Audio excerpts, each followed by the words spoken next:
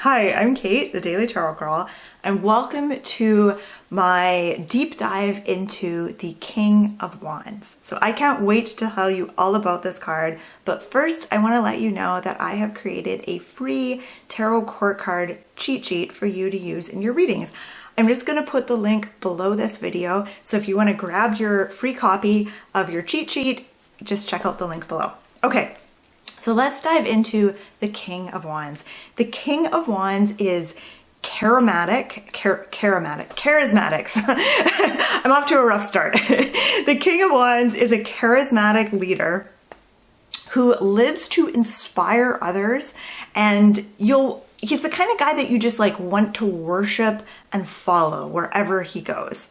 So sit back, relax. I am going to uncover the secrets, the symbols, the meanings of this card. I'm going to tell you what the King of Wands means upright and reversed. I'm going to break down all the symbols, but most importantly, I'm going to talk about the King of Wands like he is a person. So you really get a feel for his personality, because that is the secret to really learning and understanding the court cards, is to really understand them as personalities.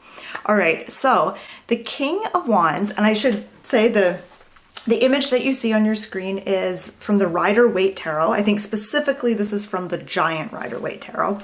And the suit of wands corresponds to the element of fire. So think about fire and how it's hot, it's passionate, it's dynamic, it's bright, there's a spark to it, there's a lot of movement, there's a lot of action. All of these things are embedded in the personality of the King of Wands.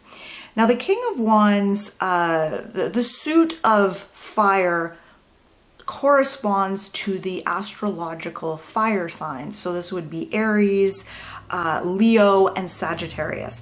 So if you know a little bit about astrology, just think of the personality types of those three astrological signs. The King of Wands is kind of a mixture of all three. So some keywords and personality traits to keep in mind when we're talking about this king. He is confident, inspired, and he's very inspirational. So not only is he an inspired character himself, but he has the power to inspire others. The King of Wands is creative, he's inventive, he's energetic, he's highly motivated, he's very passionate about whatever he does. He does everything with this kind of air of passionate force. He's very proactive and bold. So he's the kind of guy or the kind of person who goes after what he wants in a very direct and bold way. He's all about taking aligned action. So his actions always have to be in alignment to his greater life's purpose and his greater life's passion. He is an energy harnesser and director. So he knows how to build energy. He knows how to pull the energy in and build it up and then direct it into something. He's creative, but he's not really artistic. So think of the King of Wands. He's super creative. So he gets lots of ideas. He's kind of an outside the box thinker. He's very dynamic. He's kind of a Renaissance man.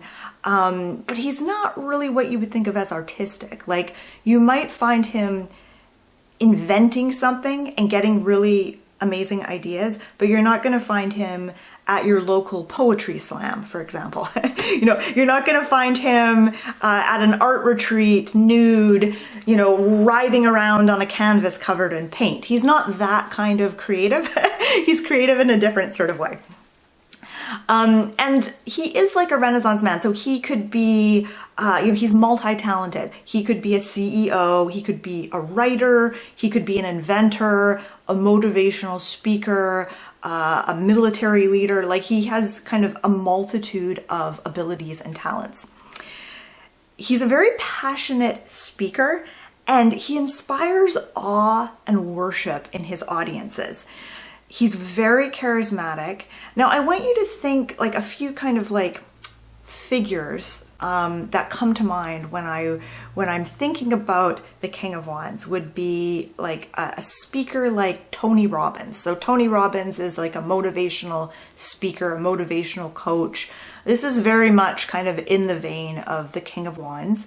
You could also say Alexander the Great. This is another person who is apparently very talented at whipping a crowd of people up into a frenzy and getting the support of his followers. He was also like a charismatic leader. You could even think of like Jesus as being a charismatic leader. Any kind of political figure who is able to really kind of rile up a crowd, and doesn't have to be a positive figure. It could be a more negative, a more sinister figure as well. But anyone who's kind of a charismatic speaker or leader who has that power to kind of whip the crowd up into a frenzy. That is what the King of Wands is like. So some symbols to pay attention to on this card. First of all, I want you to look at this card and I want you to notice the colors on this card. So this card has kind of two main colors. There's the orangey and the yellow, orangey yellow, and then green. So I associate the colors of orange and yellow with fire, of course, and this is King of Wands. He corresponds to the element of fire. But I also associate those colors of yellow and orange with the second and third chakras. So the color orange corresponds with your sacral chakra, which is all about creativity. Color yellow corresponds to your solar plexus chakra, which is all about willpower. And obviously I'm oversimplifying the chakras here, but that combination of creativity and will really kind of sums up what the King of Wands is all about and what he's really good at. Then the color green, and notice that this shade of green is kind of like a new, fresh kind of green. It's like new green. And you'll see this green on his shoes. The little salamander that's in the forefront of this card is green. The leaves on his staff, and then also his bib. And part of his cape looks kind of like a yellowy sort of green as well. Depending on what deck, what version of the Rider Waite deck you're looking at, the colors can be a little bit different. So that color green, to me, that we see in the shoes, on the salamander, the leaves, the bib, I think it signifies like new growth, freshness, and I think that the King of Wands, he's all about the pursuit of newness. So this isn't a king who is content to just do the same old and same old. Not like the King of Pentacles, who loves a routine. He likes to get into a groove. He loves his creature comforts. The King of Wands is always kind of seeking something new. He loves an adventure. He loves something new. He loves something fresh. He's always reinventing himself. So that's what that green kind of symbolizes. And then there's all kinds of interesting animals on this card as well. We see lions. So there's the lion necklace that he's wearing. And then on the back of his throne, we see lions there as well. And of course, this corresponds to the astrological sign of Leo. But I think that lions can represent leadership. They can represent boldness, which again is what this king is all about. Then we see the lizard that's biting its own tail. So we see this on the back of the throne. And that is a symbol of, it's kind of similar to the Ouroboros, I always have a hard time saying that, the snake biting its own tail. So it's kind of similar to that symbol. And it can be a sign of like renewal, regeneration, recreating something. It's also a symbol of alchemy. And then of course we see the salamander. The salamander is his like little animal companion here on this card. And the salamander is actually a living representation of a fire elemental. Okay, so some special talents that this king has. So he has achieved mastery in the energetic realm. Now, if you look at all four of the kings that we've covered so far, the King of Pentacles has achieved mastery in the physical realm, so in the realm of like money and stuff and wealth. King of Swords has achieved mastery in the mental realm, so he's very intellectually developed.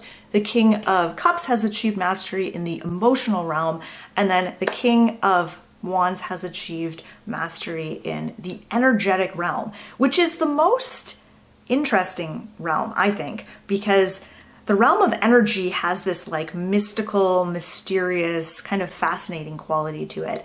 And this is what makes him naturally magnetic, is his ability to manipulate and work with energy. So he knows how to work with energy. And when we talk about energy in this context, I'm not talking about like electricity. I'm talking about like passion, inspiration, emotional fire, creative spark. It's kind of that sort of energy. He's good at creating energy and passion in a crowd and then directing it into something. Now, this can be for good or for something bad and evil, which we'll get to when we talk about his dark side. He's a natural born leader. That is kind of his number one talent or ability. He's a natural born leader. He ignites passion in people's hearts in a way that they've never felt before. And this can really inspire people to get on board with his message or his cause in a really powerful way. Now, if you were to run into this knight at a party, if you're at some sort of social function and the King of Wands was there, you would probably see him kind of off in the corner, kind of surrounded by a small crowd. He just has this ability to magnetize people to him, and they'll be kind of crowded around him and he'll be speaking and they will be just like hanging on his every word.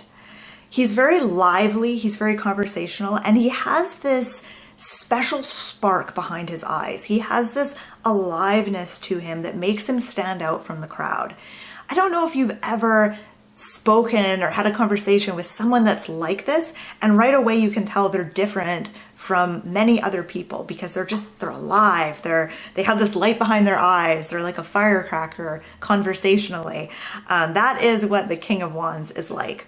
And you may find yourself kind of gravitating towards him, as does many people in the room. So you might kind of gravitate toward him, and you may just want to be like, you might just be content to kind of be in his presence. You don't necessarily have to have his attention on you or to be talking to him, but to just kind of be in his presence and observing him speak and watching him. That in itself is kind of energizing. He just kind of inspires that in others.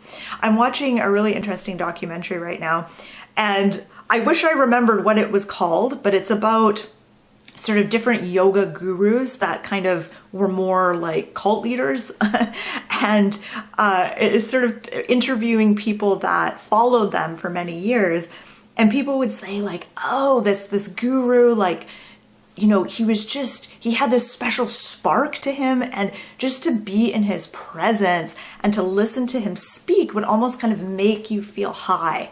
Like you just really be getting off on just being in this person's presence.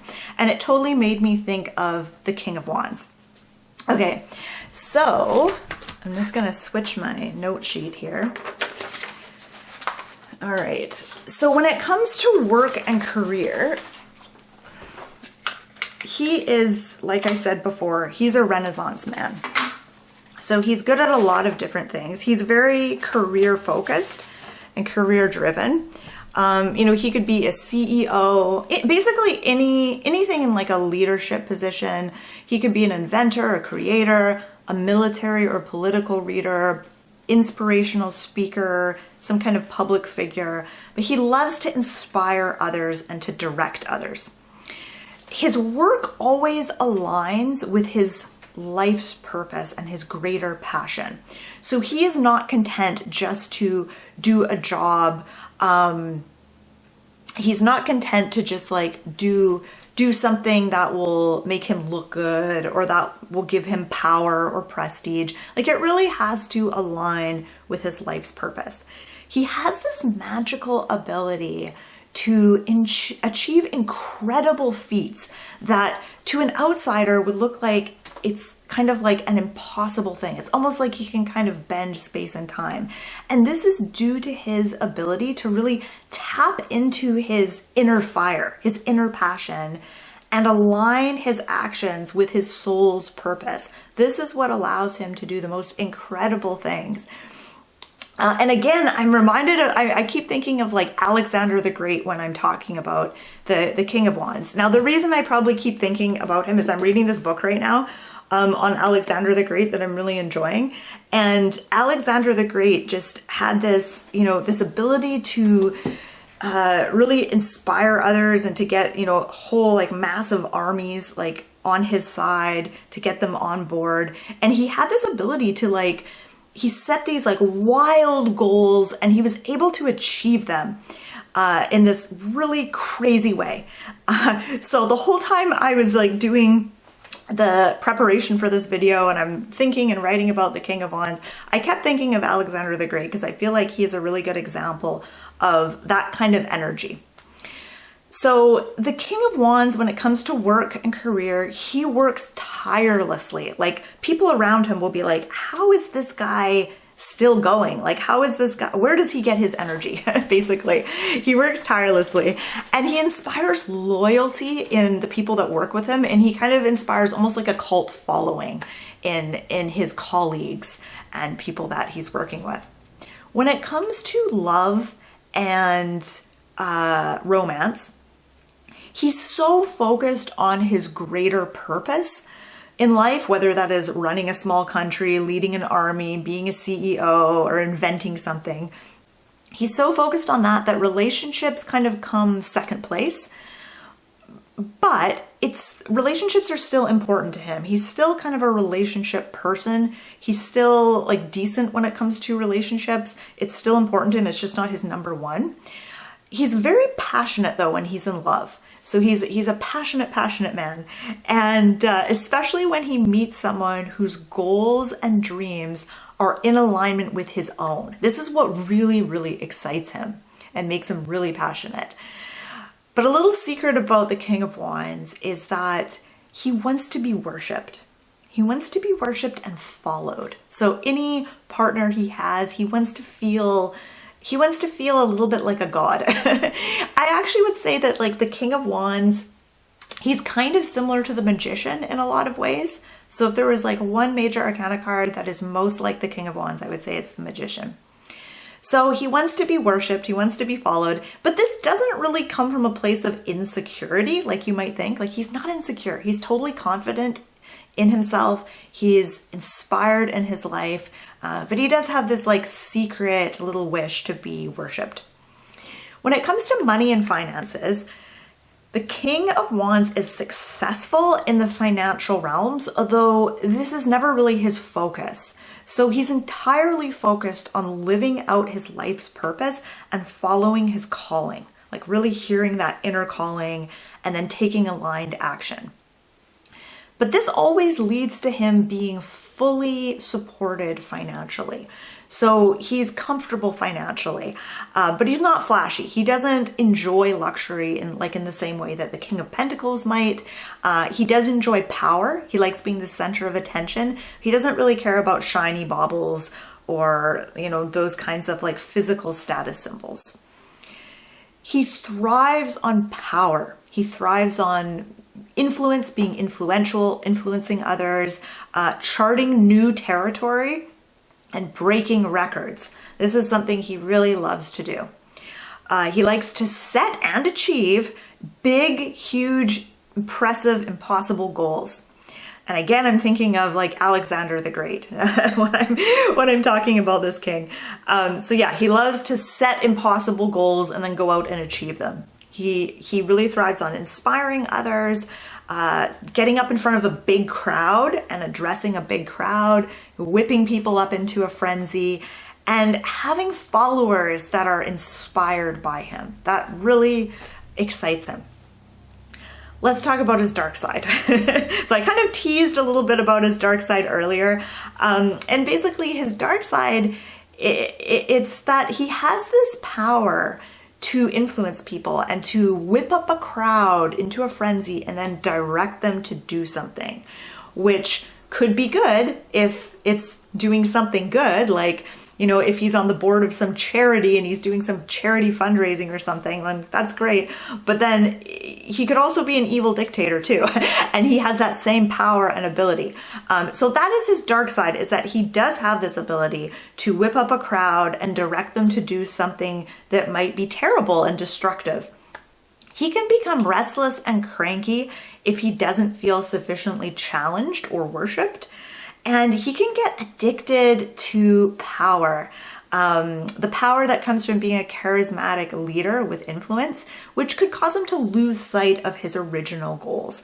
Now, I don't typically think of all these dark things when the King of Wands comes up. I mean, maybe if he's like reversed or something, or depending on what some of the other surrounding cards are. Typically, I think of the King of Wands in a really positive way, but all the court cards have their dark side. All right, so I'm just gonna switch to my third note sheet here, and let's talk about what this card actually means when it shows up in your reading and what it means when it's reversed. So when the King of Wands shows up for you, he's there basically to encourage you to take inspired action. So to really tap into your energetic well of passion, like what are you passionate about? What fires you up? When you tap into that, it gives you unlimited energy. And you kind of become this unstoppable force when you're really tuned in to your passion and your fire, and you're taking aligned action, and you know what your calling is, and you're listening to that inner calling. This makes you an unstoppable force. And the King of Wands is there to kind of remind you that you can do that. He's also there to remind you to not be afraid to set big goals, but especially if the pursuit of those goals feels just as yummy and delicious and as exciting as the acquiring of those goals. So one important thing I'll say about the King of Wands is he's not into setting big goals just to achieve the goals. It's the act of going out in the world and achieving them and working towards them that is exciting to him. It's the adventure of that is equally exciting, if not more exciting, than the actual achievement of those goals. The King of Wands will show up in your reading to remind you to be the leader in your own life. Or even to maybe it's time for you to step into a leadership role, but most importantly, to be the leader in your own life. He can remind you to really focus on your own life purpose and inner calling. And he reminds you that you have leadership skills within you, and you have this ability to inspire others as well. If this card shows up reversed, so King of Wands reversed, it may indicate a difficulty stepping into a leadership role, or even just a difficulty in stepping into like being the leader of your own life. It could show that there's a little bit of a disconnect between your actions and your purpose and your passion. So maybe your life purpose is one thing, but your actions are taking you in another direction, and there's a disconnect there. That's what the reversed King of Wands could represent.